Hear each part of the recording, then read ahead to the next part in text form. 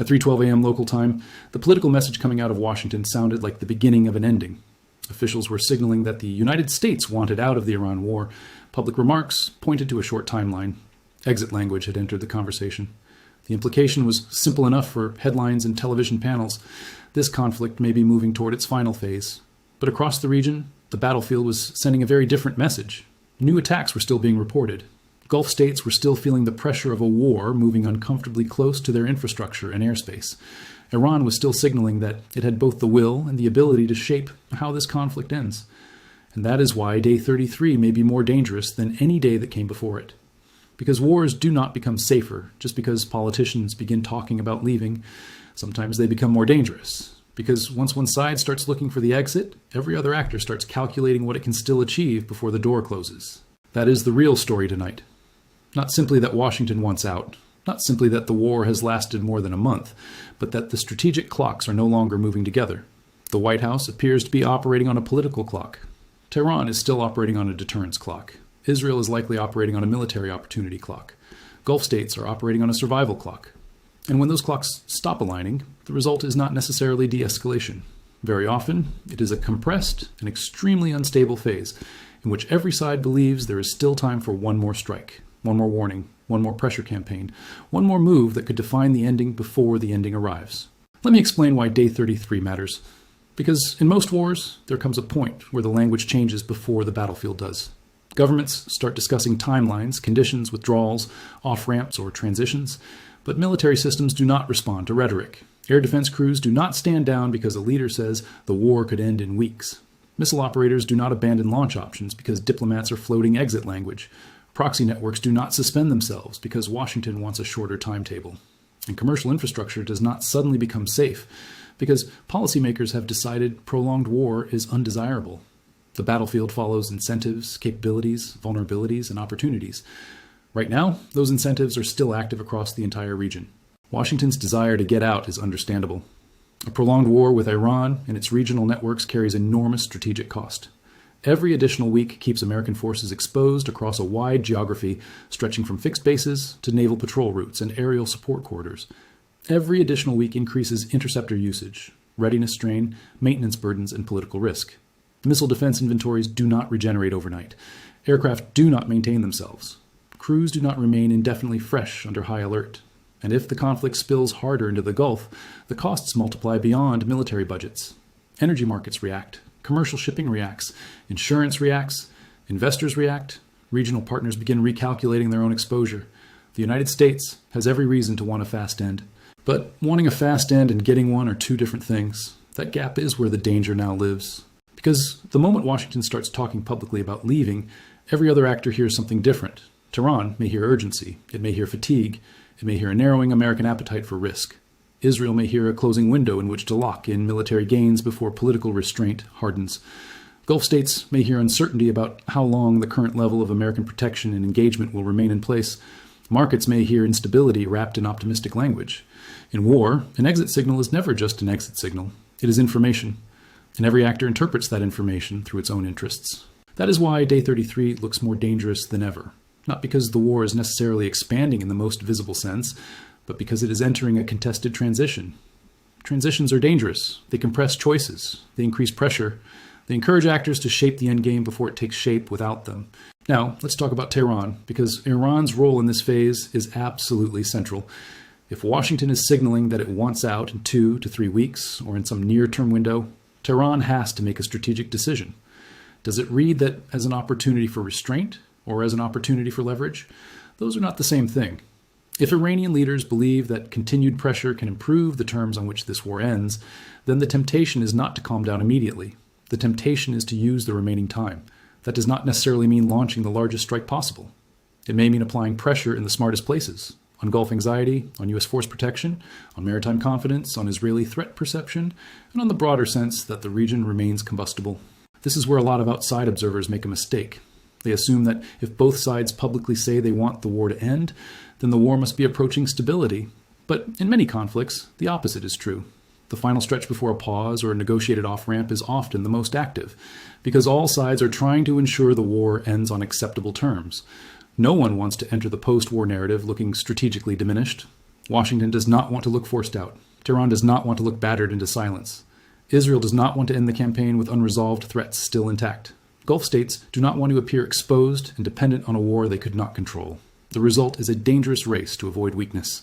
And that race unfolds not only through direct strikes, it unfolds through signaling. A new attack in or near the Gulf is not just a military event, it is a regional signal. It tells governments, militaries, commercial operators, and the public that the conflict still retains the ability to spread pressure beyond the core battlefield. It tells insurers and shipping companies that route risk remains alive. It tells military planners that force protection cannot relax. It tells political leaders that a narrative of "we're getting out soon" may not be enough to stabilize the environment. It tells everyone that the war still has heat in it. Defense math? Now, here's the defense math behind Day 33, because this is one of the most important reasons the region can look close to an off-ramp while still feeling close to escalation. The side trying to defend a regional network spends more than the side trying to stress it. Air defense interceptors cost millions of dollars each. Combat air patrols consume aircraft hours, fuel, maintenance cycles, and crew stamina. Naval presence requires ships, logistics, intelligence, and command integration. Base defense means radar coverage, alert protocols, munitions readiness, and constant manpower pressure. Meanwhile, the side trying to create instability can often do so with lower-cost systems, drones, missiles, cyber disruptions, proxy attacks, maritime harassment, and selective pressure on symbolic or economically sensitive targets. That asymmetry means a state under pressure does not need to dominate the battlefield to remain strategically relevant. It only needs to make staying expensive. If Washington wants out, then every additional day of regional volatility raises the cost of not leaving and also raises the risk of leaving under unfavorable conditions. That is the paradox of this moment. The more the United States wants a quick end, the more valuable uncertainty becomes for anyone trying to shape that ending. And uncertainty is exactly what the region is living through now. Let's focus on the Gulf states, because they are not simply observers of this war. They are the space through which military exposure, economic fragility, and geopolitical signaling all intersect. Airports, ports, desalination facilities, pipelines, commercial zones, and military installations all sit inside a pressure environment created by the conflict. Even if a Gulf state is not a primary combatant, it can still become a primary victim of instability. A strike, a fire, a closure, an interception, or even a credible threat can have effects that go far beyond the physical incident itself. Flights are delayed, markets react, security is tightened, public anxiety rises, investors ask questions, and military planners have to assume that if one node can be threatened, others can too. This is one reason Day 33 is so sensitive. The war has lasted long enough for all sides to be tired, but not long enough for any side to feel safe. That is an extremely dangerous combination. Fatigue reduces patience, lack of safety reduces restraint. And when those two conditions exist together, incidents become more likely. There's also a timing problem here that should not be underestimated. Political leaders talk in broad windows. 2 weeks, 3 weeks, soon, within the coming days. Military planners think in target cycles, sortie rates, launch windows, reload times, and alert status. If Washington says it wants out in weeks, military actors across the region may hear something else entirely. There is still time. Time for one more operation. Time for one more retaliatory strike. Time for one more wave. Time to lock in deterrence. Time to force a better bargaining position. Those incentives become more powerful as the political clock shortens. That is why public timelines can unintentionally increase military danger in the short term. They create compression. They encourage risk-taking before diplomatic closure hardens. They turn the approaching off-ramp into a deadline. Now consider Israel's position. If Washington is serious about compressing the conflict timeline, Israeli planners may worry about what happens after the most intense phase of U.S. involvement ends. That creates a logic of urgency. If there are targets to hit, systems to degrade, or deterrent messages to send, the time to do it may appear to be now, not later. Even if Washington wants restraint, the military logic of a partner facing ongoing threats may push in a different direction. That misalignment does not require open disagreement to be dangerous. It only requires slightly different clocks and slightly different definitions of what ending well looks like. Tehran sees the same compression from the other side. If the United States is talking about departure, Iran may conclude that pressure now matters more than pressure later, not necessarily all-out escalation, but enough to remind Washington, Israel, and Gulf states that Iran can still impose cost across multiple domains. That could mean direct military signaling, or it could mean asymmetric pressure, cyber activity, maritime disruption, proxy threats, commercial intimidation, or a combination of all of them. In a contested transition, breadth can matter more than sheer scale. A smaller event in the right place can have a larger effect than a bigger event in the wrong one. That brings us to the phrase in the title, "The region is still burning." This is not only a metaphor. Strategically, it describes a condition in which no one can stand down, no one can assume normalcy, no one can trust that the next 24 hours will be quieter than the last 24. Bases remain alert, interceptors remain loaded, radar remains active, civil authorities stay tense, governments keep preparing public messaging and private contingency plans at the same time. That is what a region in active burn looks like. It is not necessarily exploding everywhere at once. It is staying hot enough everywhere that everyone remains one step from escalation. And that condition can persist even while all sides claim they want it to stop.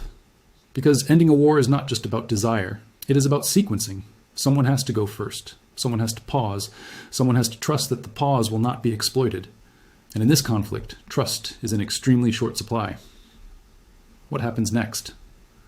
So what happens next? First, watch whether the intensity of attacks decreases or whether day 33 becomes the start of an even more compressed pressure phase. If fresh strikes continue while Washington keeps talking about departure, that means the battlefield is not yet responding to the political message. Second, watch Gulf force protection. Heightened alerts at airports, bases, ports, and energy infrastructure will tell you that regional governments expect turbulence to continue even if official statements sound measured. Third, watch Tehran's signaling. If Iran combines language about ending the war with visible pressure options, that suggests it wants to shape the terms of closure, not simply accept them. Fourth, watch Washington's wording very carefully. If swift end turns into conditions-based transition or responsible de-escalation, that will be a sign that policymakers are adjusting to the reality that getting out is proving harder than announcing the desire to get out. Fifth, watch the maritime picture. The Strait of Hormuz and surrounding shipping routes remain one of the fastest ways this war can become a global economic story again. It does not require full closure. It only requires enough credible risk to raise insurance, disrupt movement, and frighten markets. And finally, watch for the pattern of actions rather than any single strike. A contested transition is not defined by one dramatic event. It is defined by linked events that all push in the same direction. More pressure, less trust, shorter timelines, higher readiness, and a greater chance that one side misreads the intentions of the other. Here's what you need to understand. Day 33 is dangerous, not because it proves the war will become endless, and not because it proves that peace is close. It is dangerous because it sits in the narrow space between those two outcomes. Washington wants out of the Iran war. That much is increasingly clear. But wanting out does not mean the region is ready to let the United States leave cleanly. Tehran still has leverage to protect. Israel still has security calculations to lock in. Gulf states still have infrastructure and stability to defend. And the battlefield itself is still active enough to punish any assumption that rhetoric alone can cool it down. This is what contested endings look like. Public optimism paired with operational stress. Exit language paired with fresh attacks. Diplomacy trying to run ahead of the battlefield while the battlefield refuses to slow down. That is not stability, that is a race. In one line, Washington may be looking for the door, but everyone else is still fighting over who controls the room. And that is why day 33 looks more dangerous than ever. Not because the war has clearly spun out of control, and not because the path to peace has clearly opened, but because both possibilities now exist at the same time. When war and exit overlap, the next move matters more than the last one. And in a region this interconnected, the next move rarely stays local for long.